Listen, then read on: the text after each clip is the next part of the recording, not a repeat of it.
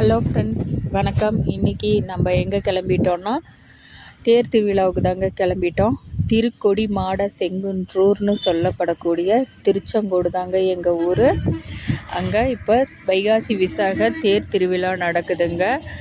அதுக்காக தான் இப்போ நம்ம போய்கிட்டு இருக்கோம். என்ன தான் நம்ம பகலில் நம்ம ஊருடைய அழகை பார்த்து ரசித்தாலும் இரவில் அந்த மின்னொளிகளோட வெளிச்சத்தில் பார்க்கும்போதே தனி அழகு தாங்க.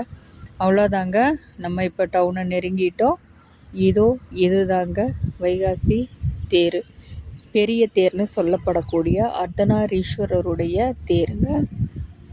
அங்கே போயிட்டு அர்த்தநாரீஸ்வரரை சிறப்பாக தரிசனம் பண்ணிவிட்டு அப்படியே தேர்க்கடையெல்லாம் சுற்றி பார்த்துட்டு வந்த விலாக தாங்க இப்போ நான் உங்களுக்கு சொல்ல போகிறேன். இந்த முறை ராட்டினங்கள் கொஞ்சம் அதிகமாகவே வந்திருந்ததுங்க. புதுமையானதாகவும் வந்திருந்தது.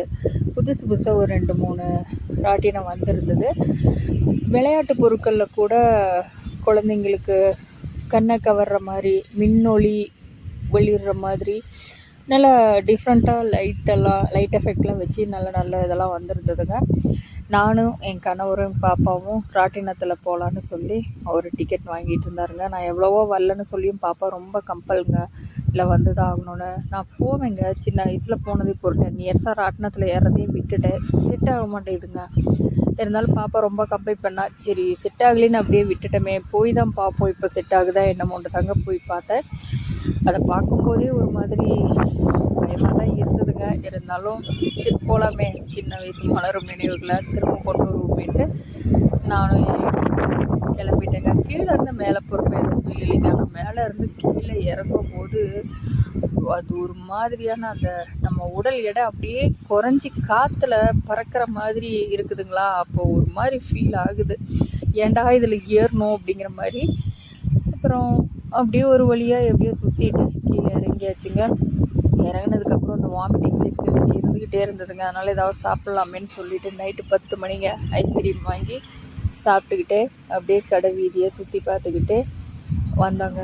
கடை வீதியில் என்ன தான் இப்போத்த காலத்துக்கு உண்டான பொருட்கள்லாம் வந்திருந்தாலுமே எங்கள் காலத்தில் இருந்த அந்த மிட்டாய், அதாவது பஞ்சு மிட்டாய், அந்த ஜவு மிட்டாய் மாதிரி ஒன்றுங்க, அது அந்த மேலே பொம்மையை கட்டி அதை கயிறு இழுக்க அது செயின் ஜப்பான்னு அடிச்சுக்கிட்டே இருக்கும். அந்த பொம்மையெல்லாம் இருந்ததுங்க, பார்த்துட்டு வந்தோம். நைட் லேம்ப்லாம் ரொம்ப அழகழகானதாக இருந்ததுங்க.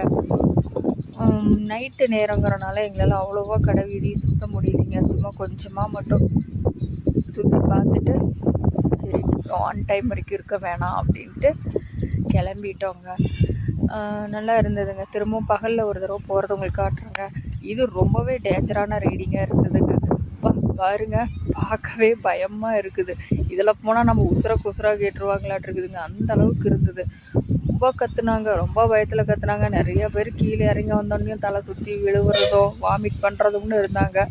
அவ்வளோ ரிஸ்க் எடுத்து போகணும்னு அவங்க போகிறாங்க. நான் அவ்வளோ ரிஸ்க் எடுத்துக்க மாட்டேங்க. என்னை எவ்வளோ கம்ப்ளீட் பண்ணாலும் நானில் இதில் ஏற மாட்டேன். ரொம்பவே எனக்கு பயம்.